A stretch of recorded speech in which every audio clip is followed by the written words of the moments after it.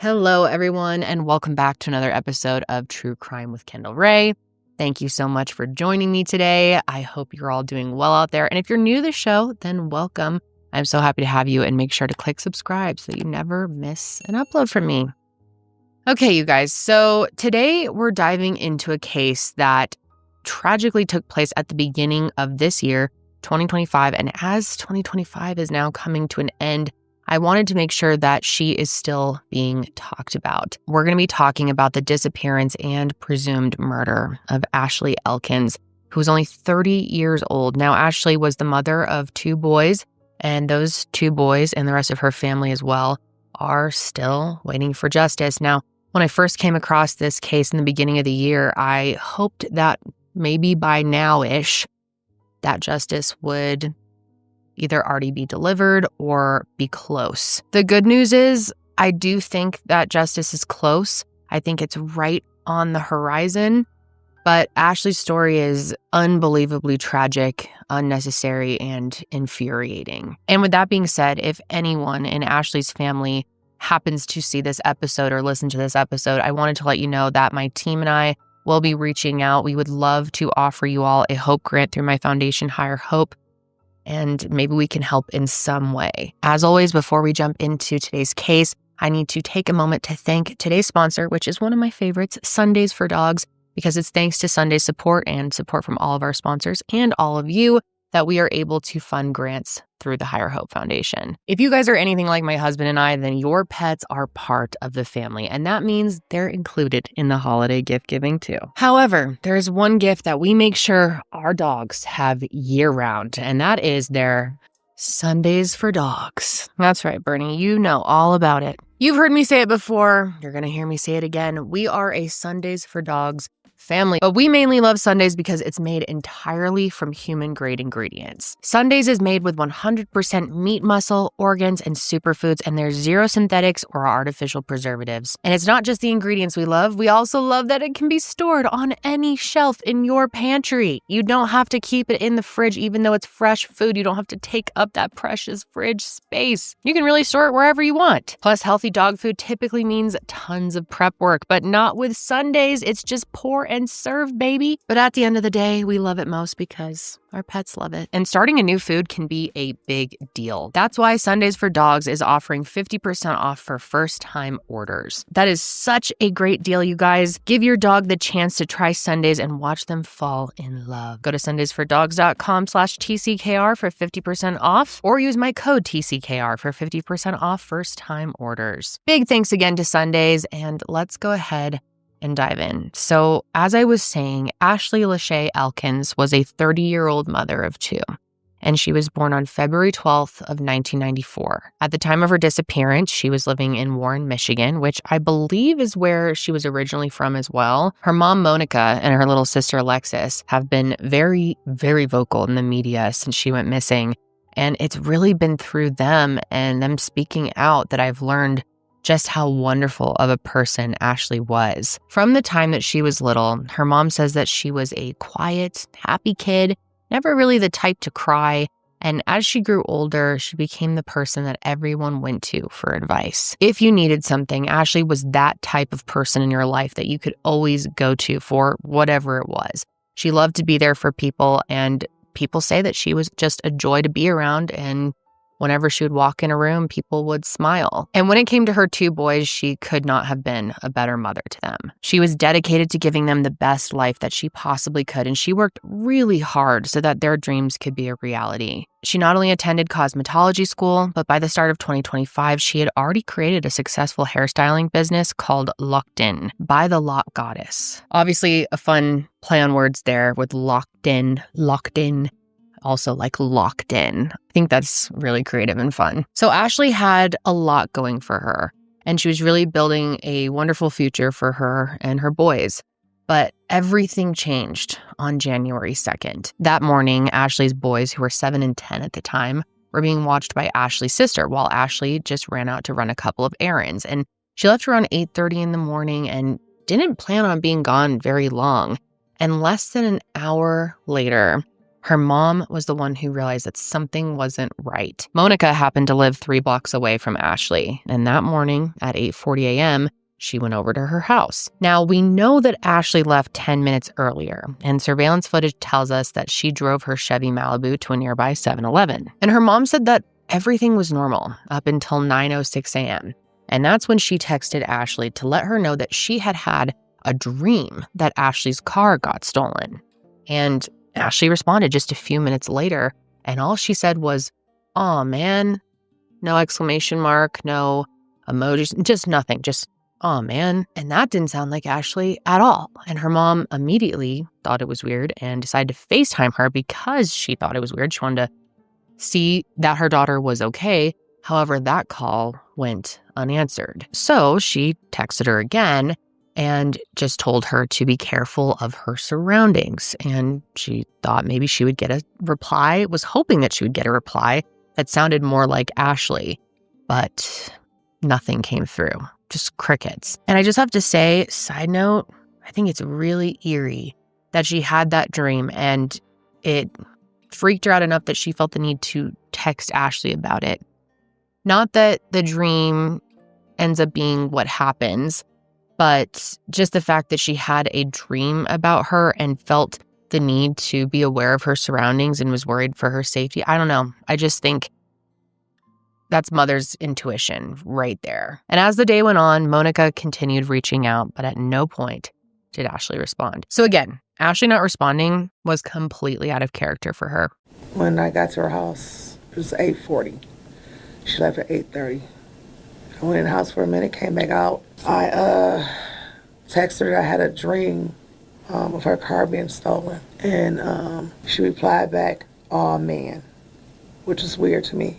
So I FaceTimed her. She didn't answer.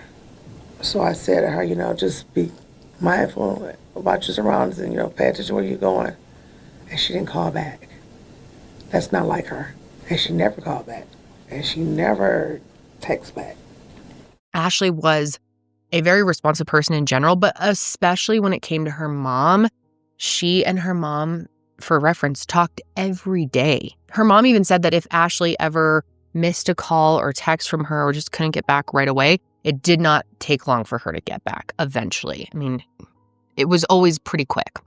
So as the hours started to go by, she starts to get seriously worried because this is completely unlike Ashley. She even ended up reaching out to her daughter, Alexis, hoping that maybe she would have some answers. But besides getting a text from Ashley that she was going to the beauty supply store, Alexis hadn't heard from her either. She did have her location on the Find My Friends app, though, and that's when they saw her last known location was at her ex-boyfriend's apartment complex. Now, her ex is named DeAndre Booker, and for context, they had been broken up since September of 2024. And right off the bat, I've just got to tell you, when it comes to DeAndre, man, do we have a real dumb fuck on our hands today, you guys. This guy is a loser. This guy is such an idiot on so many levels.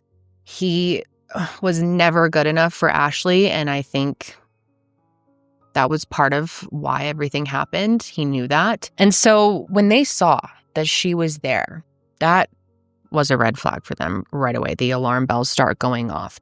It struck them as strange that she would even be there. And that's because, as you probably guessed, their relationship did not end on good terms. And even worse than that, DeAndre had been stalking her, and they had become recently aware of this. And the most recent incident happened just 2 days before Ashley disappeared, and it's quite alarming. So to explain what happened, Ashley's hairstyling business was something that she ran out of her house. And when she was dating DeAndre, she temporarily had to run it elsewhere because he was such a jealous loser that when it came to the idea of other men coming over, he just could not handle it. That's right. This man was so insecure that he would not let her male clients come over to her house to get their hair done. Nope. She had to do that elsewhere. Well, once she got rid of him, once they broke up, she started doing it out of her house again. And well, he ended up booking an appointment, under a different name, of course, to try and see her. And he showed up at her house and everything, but she didn't answer the door. And her sister Alexis was there when it happened, and she remembered Ashley telling her to stay quiet so that he would think nobody was home. And when I heard about this event happening, especially knowing what happened shortly after, I just got chills up and down my spine. I mean, men like DeAndre are absolutely terrifying. And so, of course, when her mother and sister find out that her last location was at his apartment, they're very concerned. And it made no sense to them why she would go to his apartment, right? So they decide to just go on over there themselves and see if they could hopefully find her. And the father of her kids also went with them. But when they did, neither Ashley or her car were there. Her phone had also been shut off, so any chance of reaching her was now gone. And knowing how out of character this all was, they decided to just go ahead and report her missing. Okay, she got contact. So she needs to stop contact. And so he went on her page and got her other. I'm telling you, it's not like her. Why would she go over there today? What's the... I don't know. I feel like because she has some financial problems. And he's usually a person like help out. Like you heard her say, Monica thought that the only reason her daughter would have gone there would be for some financial support. I guess DeAndre had helped her out before, so she thought maybe that could explain why her phone pinged there, because she really couldn't think of another reason for her to go over there. However, she quickly came to the conclusion that DeAndre had to be involved for her disappearance, which was a heartbreaking realization because even though things had gotten really bad, they had all been once incredibly close with DeAndre. He was very much close to their family. And at one point, they actually thought he was the one. During his relationship with Ashley, he treated her kids well, he treated her family well, and he even supported Ashley through her dad being murdered in April of 2024. But towards the end, she realized that he was a controlling, jealous person and that he wasn't entirely who he said he was. Can you describe their relationship? Have you been around them when they were Yeah, he was around my whole family. When I say I thought he was the one who was going to marry her, he was good to her kids. He played ball with them. He took me to their haircuts. Ashley's father was murdered also April 8th of last year. He was there for that. I worked for Stellantis, and we had a Christmas extravaganza last Christmas. He was there. He was there. He was always at my house. I cooked. He was part of the family. So I'm just really shook. Why did she decide to end it with him, or was it? When we find out he had like 6 and 7 different pages, like on Facebook, he would have the same people on his page, like responding or replying or, to whatever he posted, which is strange. The same 6 people are not going to always say something. You're going to have different people, different days say things. And that's when we started realizing that something wasn't right with him. Do you think those were fake or? Oh, they definitely were. Yeah. He was good with computers and doing things on them and making fake pages, making fake documents. We just really didn't know who he was. We thought we knew him, but we really didn't. So once Ashley was reported missing, the Roseville Police Department kicked off an investigation and really hit the ground running. And they started by retracing her steps and looking for surveillance footage to try and explain what could have happened. Meanwhile, her mom took action into her own hands. The following day, January 3rd, she returned to DeAndre's apartment, and after a neighbor let them into the building, she knocked on his door. And when there was no response, she noticed that the door was open. So she just went inside. Which, to be very clear, if my child was missing and her last known location was her ex-boyfriend's apartment, and I'm standing in front of it and the door's just open, I'm walking in too. So she, walks around for a little bit, but she quickly realizes that Ashley wasn't there. So she left. Here's what's crazy though. Sometime around then, a friend of DeAndre's calls him and tells him that he noticed that people have been poking around his apartment, that people had been in there. And long story short, DeAndre ends up calling the police himself, asking them to go over there, which is just wild because you will not believe what they walked into.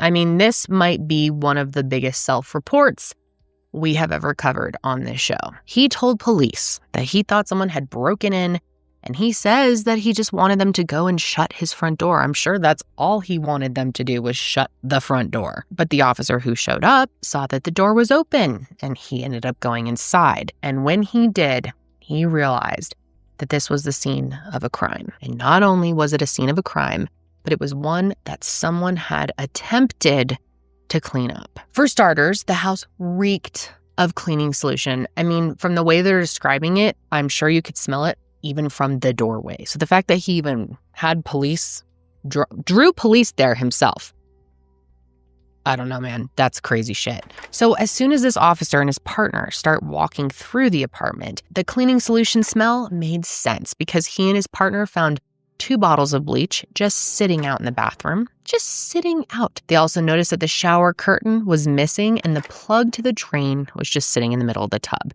Then when they looked very closely, they could see that on the outside of the tub, there was what appeared to be specks of blood. So after seeing all of that, they end up leaving his apartment in order to obtain a search warrant. And thankfully, they got one signed that day. And when they returned, they found a hell of a lot more. When they went back in there, they found specks of blood all over. There were stains found on the bathroom tile, the back door, the cabinets to the sink, even on the walls outside of the bathroom. And it was clear that someone had attempted to wipe these stains away, but those efforts were unsuccessful. They even tried to take a peek in the bathtub drain itself, and there they found some debris with what appeared to contain a blood-like substance on it. And the bathroom wasn't the only area of concern, because in the living room, they found yellow rubber gloves, a gun that was registered to DeAndre, as well as a box of heavy-duty trash bags, several of which appeared to have been missing. There were also a few pink garbage bags as well, and the kitchen trash had been emptied and replaced with a new black bag. Plus, and this is disturbing, but DeAndre's mop had a very suspicious red color to it, which was later confirmed to be blood. And right away, they're able to determine that this is not any type of robbery gone wrong situation because his laptop, his headphones were left out in plain view, which was a sign that someone didn't just randomly break in. They also found a jacket with a fur-lined hood, which will become important here in a little. But ultimately, the blood evidence was impossible to ignore, and additional testing would later confirm their belief that this was the scene of a homicide. And later on, they ended up bringing in a plumber to help deconstruct the drain, and that's where they found a bullet fragment, as well as additional hair and a single hoop earring. And so, as I'm sure you've already put together, all the signs inside DeAndre's apartment point to what sadly but likely happened to Ashley. And finding her was, and sadly still is, the #1 priority. So as I was saying before, in order to try and figure out what happened, investigators began to retrace her steps, and 5 days in, there was a discovery. Just a few miles down the road from where DeAndre lived, they ended up finding Ashley's car in the parking lot of a different apartment complex. Her keys were on the seat, but there was still no sign of Ashley, and this prompted another huge search of his apartment. New developments tonight in the search for a missing mother of 2. Police turning her last known location into a crime scene. Her ex-boyfriend's home is now closed off by caution tape. Meanwhile, her mother is left pleading for her safe return.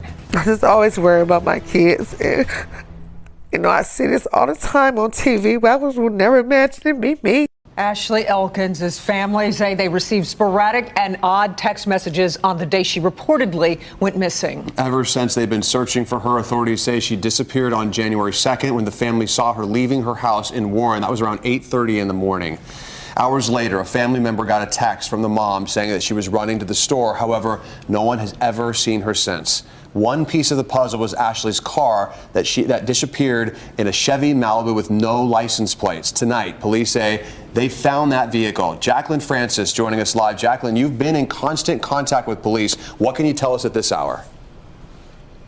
It was just a couple hours ago that police confirmed to me that Ashley's car had been recovered a couple miles from here in Roseville is where it was found, we're told. Now, right now, we're also in Roseville. We're at Ashley's ex-boyfriend's apartment. This has been a huge part of the search and investigation today. This is the last place where Ashley's phone pinged, and police have been looking here for hours.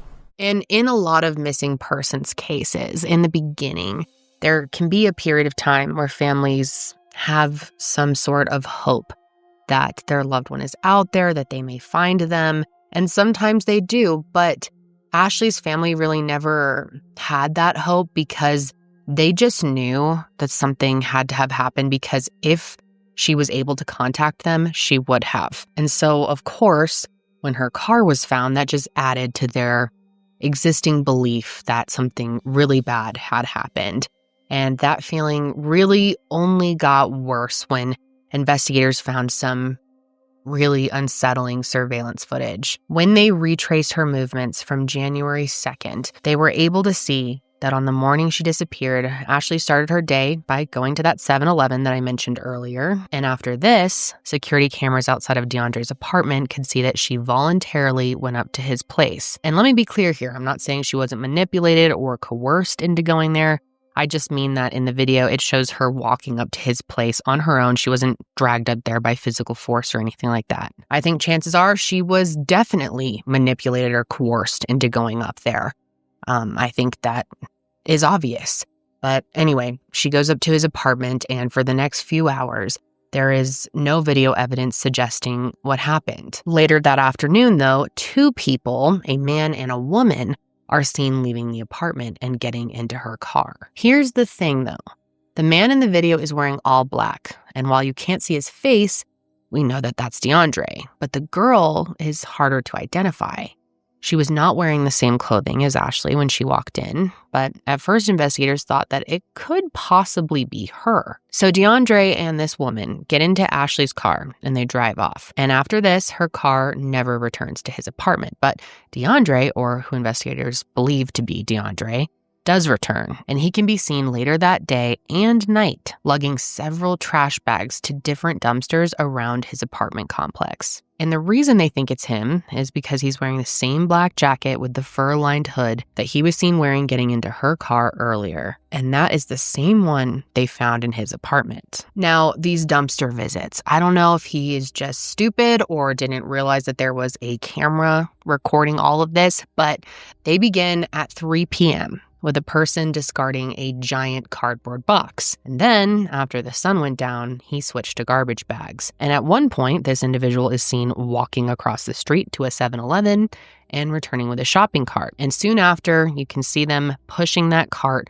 with a black trash bag in it towards the dumpster. And whatever was in that particular trash bag had to have been heavy, because their first attempt to throw it in the trash failed. And this went on throughout the night, and it finally ended just before 5 a.m. Now, sadly, the camera quality is pretty bad, but luckily, investigators were still able to make out enough, mainly through shadows, and they strongly believe that this is DeAndre discarding Ashley's remains. Unfortunately, though, by the time they went to check the dumpsters, the contents had already been collected. They did, however, seize the dumpsters themselves to see if any trace evidence had been left behind. And honestly, they didn't need to wait for those results to know that foul play had clearly occurred here. But the only issue is that without her body or without any type of proof, they could not arrest him for murder quite yet. However, they could arrest him for lying to a peace officer. Throughout the previous 6 days, officers had been in contact with DeAndre, and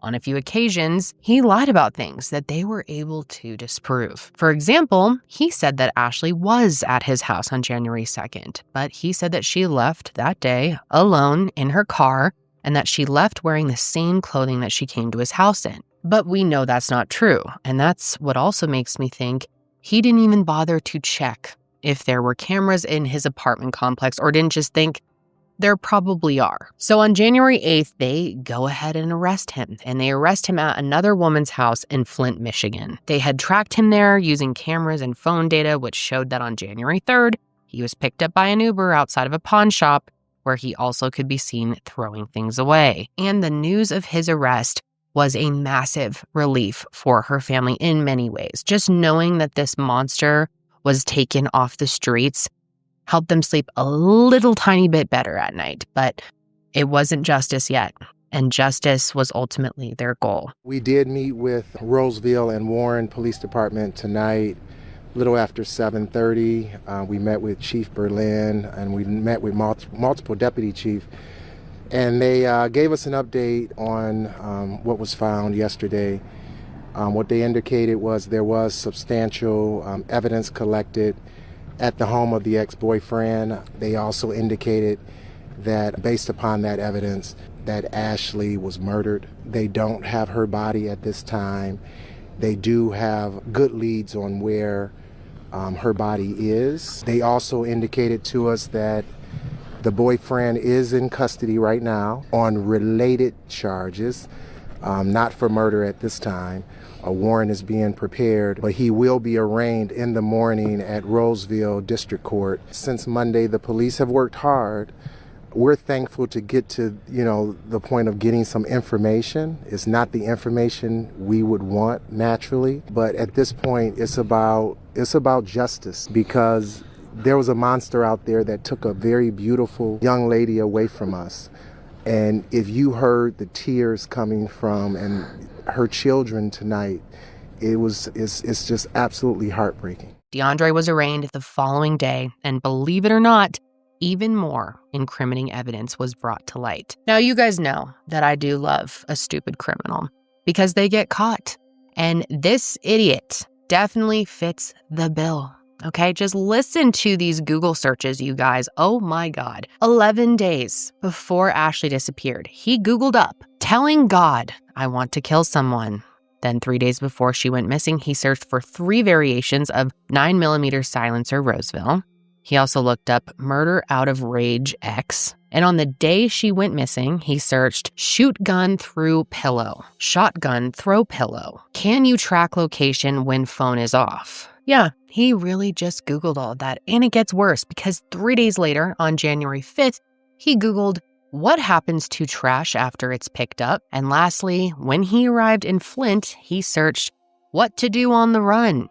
Is blood traceable? How to beat a polygraph. And the best of all, delete Google history. Delete Google history. How long is it going to be before we just stop seeing people think that they can delete their search history? You would think by now, people would just know that it would just be common knowledge that you cannot just get rid of it. When you do stuff with your phone, it's very hard to get rid of it, almost impossible. Like, it's so dumb, it truly hurts. And I know he hasn't been convicted and his crimes are still alleged. Based on what I've seen here, he's a monster. I am disgusted, and man, it is hard to even find the words for that type of evil, to be casually searching this up, starting 11 days before she even disappeared. And one of the most heartbreaking things about this case, as if losing her wasn't hard enough, is that investigators still, to this day, have been unable to find her. And I want to be clear right off the bat here and say that that does not mean they haven't tried. A search effort to locate Ashley's remains was kicked off right away. Law enforcement worked with the Pine Tree Acres landfill to narrow down where those dumpsters may have been unloaded. And it's hard to wrap your mind around how big a landfill actually is. And for reference, this landfill is over 370 acres. So to search that whole thing would take basically forever. It is truly a needle in a haystack situation, and they had to scale it down to a 6.5 acre plot where they believe that she might be. And then over a dozen law enforcement agencies and volunteers teamed up to try and find her. They did it as meticulously as they could, searching every little bit. They sifted through mountains of trash piece by piece, starting on January 13th, but on the 19th, their efforts were called off. Despite this, but the chief of the Roseville Police Department said that he is determined to bring closure to Ashley's family. Now, as you probably know, no body homicide cases are not as easy to prosecute, quite difficult, but they are not impossible, and it's always important to keep that in mind. And of course, the whole point of charging DeAndre for lying to a peace officer was to first get him behind bars while they looked for her. But despite not finding her, they were still able to move forward with murder charges. On January 30th, the lab results came back confirming that Ashley's DNA was inside of those dumpsters. Her DNA also came back as a match to the blood found inside DeAndre's apartment. So on January 31st, DeAndre was charged with first-degree murder. He was also charged with tampering with evidence, mutilation of a dead body, and concealing the death of another. And following his arraignment, he was held on a $250,000 bond. And thankfully, he has remained behind bars. And for Ashley's loved ones, and I hope all of us, that's where we all hope he will stay for the rest of his life. Her uncle, a former prosecutor, Maurice Morton, has become the spokesperson for their family, and he has been very vocal about the justice they are seeking. He has made many media appearances, like you heard in that clip earlier, and he, along with everyone, wants nothing more than for this monster to be locked up for life. What DeAndre allegedly stole from them, stole from her kids, is just unforgivable. And it's heartbreaking to learn how her boys have been coping. Her youngest son is autistic, and early on, her family said that he didn't fully grasp where his mom went. He would cry and ask when she was coming home, and how do you even truly explain that? Both of her sons are so young to wrap their minds around this, and both of them are experiencing nightmares and living with immense grief that no child, no person really should ever have to experience, but experiencing at that age. They did hold a vigil for her back in January, and you can just feel their heartbreak through these photos, you guys. And Monica says that one of the most painful parts of it all is that he threw her daughter away like trash. All they want is to give her a proper burial. And he not only took her from them, allegedly, but he treated her with the utmost disrespect when he was done. Bringing her home and getting justice are their top priorities. And I really do hope and I believe that that is coming, even though it's taking some time. And you should know that part of the reason justice has taken so long has to do with the fact that there is a ton of evidence in this case, which is good.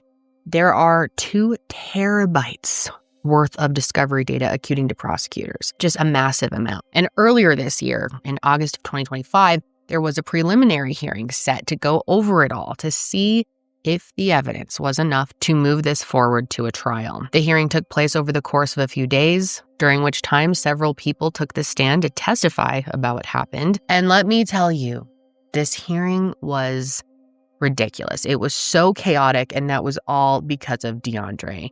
The first day, he refused to sit his ass down. He stood there staring at the people who testified, clearly just trying to intimidate them in some way, which doesn't make sense to me because just look at him. Does he intimidate you? Does he give intimidating vibes? In my opinion, absolutely not. Then, after the first day, he refused to get dressed and just wouldn't cooperate at all. So they had to Zoom him into the hearing.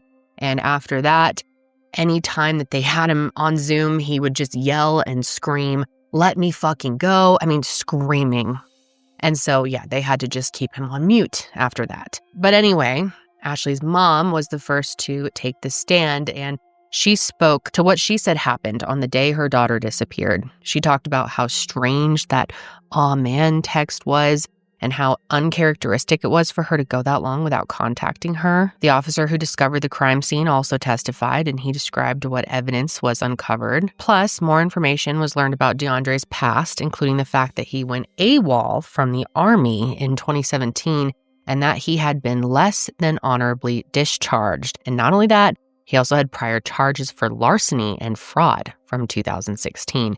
And one of the most damning pieces of testimony, though, came from that mystery woman who could be seen on the video driving away from DeAndre's apartment in Ashley's car. Turns out that was not Ashley. It was DeAndre's niece. Her name is Payne Barksdale, and she testified about how DeAndre manipulated her into helping him move the car. She basically explained that growing up, the two of them had always been close and that her uncle always had been extremely supportive of her. And I guess they lost touch for about a decade, but just before all of this happened, they reconnected. So when he called her on January 2nd and asked her to come help him move this car, she didn't hesitate. He told her that his friend just bought it, and because he, DeAndre, didn't have his license, he didn't want to drive the car to his friend's house. And for reference, the car didn't have license plates, so he explained it would be safer if she drove it, because if she got pulled over, she would get in less trouble. And ultimately, Payne agreed to all of this, and he called her an Uber over to his place.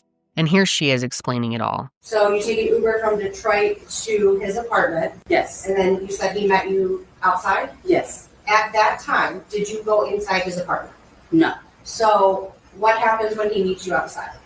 He give me a hug, and then he said let him go back in and get the keys. So what do you do when he goes back in? I wait. At some point, does he come back out? Yes, he come back out with the keys, and we take the walkway, and then we go to the parking lot. I'm going to show you People's Exhibit 4.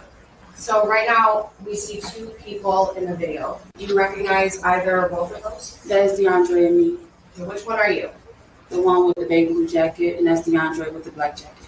So when you get in the car with the defendant, what happens? Does he say anything? Yes, he tells me that when I pull out, to make a left. Do you know where you're going at this time?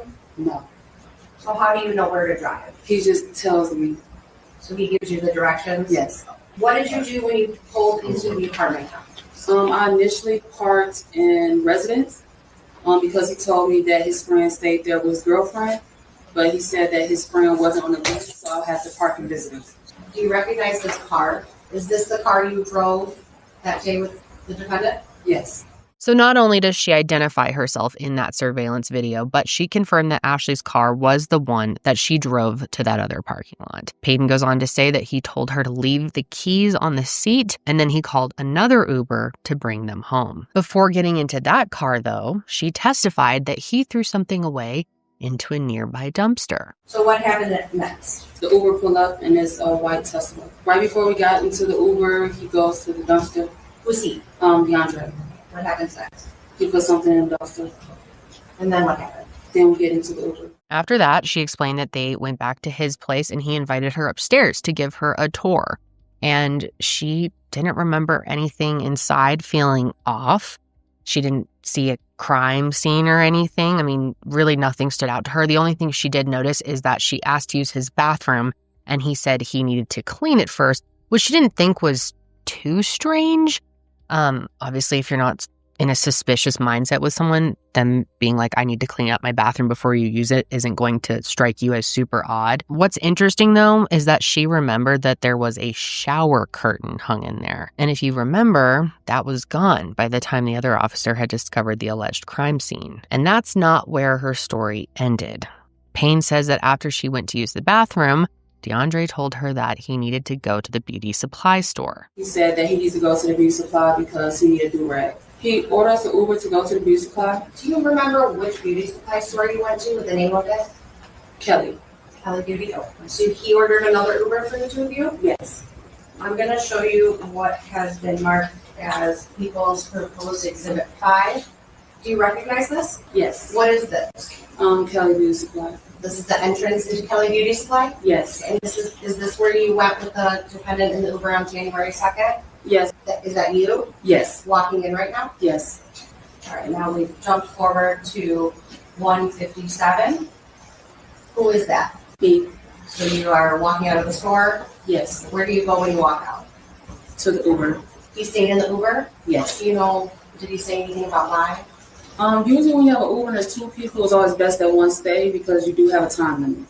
And if you're not back in the vehicle at a certain time, they are allowed to pull up.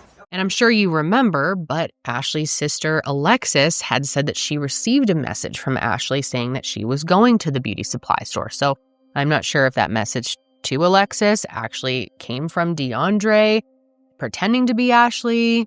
It's a weird coincidence. Or maybe it really was Ashley and she also told DeAndre. And so he decided to go there to make it seem like she went. Either way, investigators believe that the reason he went was because he wanted Ashley's phone to ping at the beauty store instead of his house. Payne even testified that DeAndre asked her, if a phone is off, will anyone see the location? And then he asked me, if you turn a phone off, will anyone still see your location? I said, whatever location the phone was at before the phone was turned off, then yes. And then he asked if him and I could share locations. Now make of that what you will, but I think it says a lot. I'm sure you agree. I think all of this says a lot. However, I guess because there is so much evidence, the judge hasn't made a decision yet about whether or not this will go to trial. At the defense's request, he agreed to pause the preliminary hearing so that the court transcripts could be typed up and further evidence could be reviewed. This decision was made in mid-August, and he said it would take a few months. So in theory, we should hopefully know pretty soon. I mean, I'm hoping by the end of the year. And while we all just have to remain hopeful that this will go to trial and will end with justice, we just don't know when that is going to happen, which I can't even imagine how difficult that has to be for her family to just be waiting and not even know how long you're going to be waiting for. Monica and other family members have taken on the responsibility of looking after Ashley's boys, and everyone has had to pitch in to support them. Thankfully, she was surrounded by such a loving family, so it really doesn't surprise me to see how they've come together for her through all of this. But at the end of the day, they shouldn't have to. You know, her boys shouldn't have to be without their mom because Ashley should still be here. I can't break down. I've been strong this whole time, looking every day from day one. And it's like I can't really lose it because now I got to take care of my grandsons. And so I just got to always just keep being strong. But I get tired and overwhelmed. And I just want to thank everybody who helped me. I'm glad that people share. I'm glad for social media who sent me information about all sorts of things, his family and people he knew. And I thank the media for when you all came out. Even they would call me and would tell me updates so that I wouldn't see it on social media. Trying to just protect me and protect my family. So I really appreciate that. I was on social media. I said I felt like I was alone and I didn't have anybody. And everybody showed me I did. That there are still villages out here. And yeah, I'm gonna be okay with time. The boys will be okay with time, but it's just heartbreaking. She didn't deserve this. She was really a sweet, even when she was born, she was a child who never cried. And growing up, she didn't do too much. She was real quiet and happy. She was the person that everybody went to, her friends, for advice. And yeah, this is just hard. All of Ashley's loved ones have been so strong throughout all of this. It's truly incredible the way they have been able to do interviews